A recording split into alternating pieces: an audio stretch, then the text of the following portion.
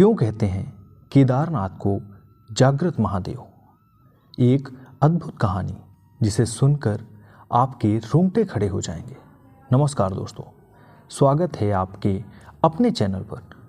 आज मैं आपको भगवान शिव के पावन धाम केदारनाथ की एक ऐसी अद्भुत और रोमांचक कहानी सुनाने जा रहा हूँ जो आपके रोंगटे खड़े कर देगी।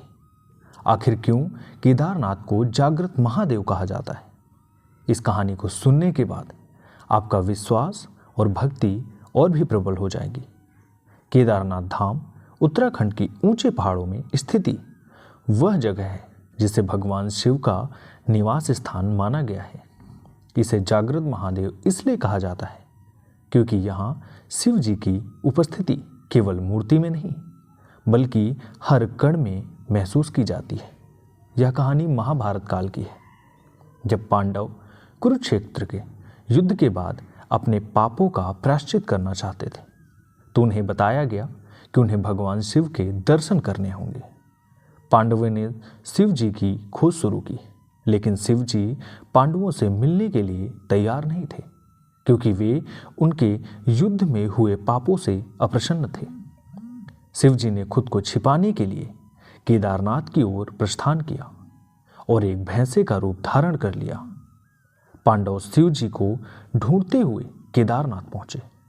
भीम ने वहां भैंसे के रूप में शिव की जो पहचान लिया।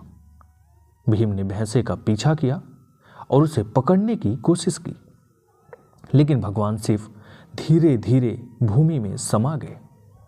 केवल उनकी पीठ का हिस्सा बाहर रह गया। पांडवों ने इस चमत्कार को देखकर शिव जी से क्षमा मांगी। उनकी सच्ची भक्ति से प्रसन्न होकर भगवान शिव ने उन्हें दर्शन दिए और उनके पापों से मुक्त किया।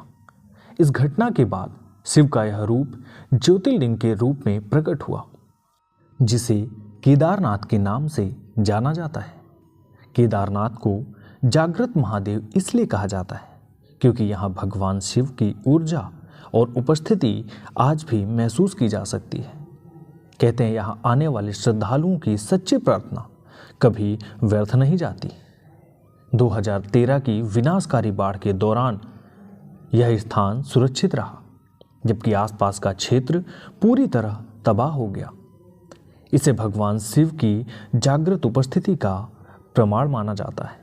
2013 में आई बाढ़ ने केदारनाथ और उसके आसपास के क्षेत्रों को तहस नहस कर दिया, लेकिन चमत्कार यह था कि केदारनाथ मंदिर को कोई भी नुकसान नहीं पहुंचा।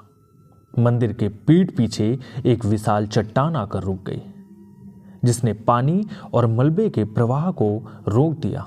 इस चट्टान को आज भी भगवान शिव का संरक्षण माना जाता है।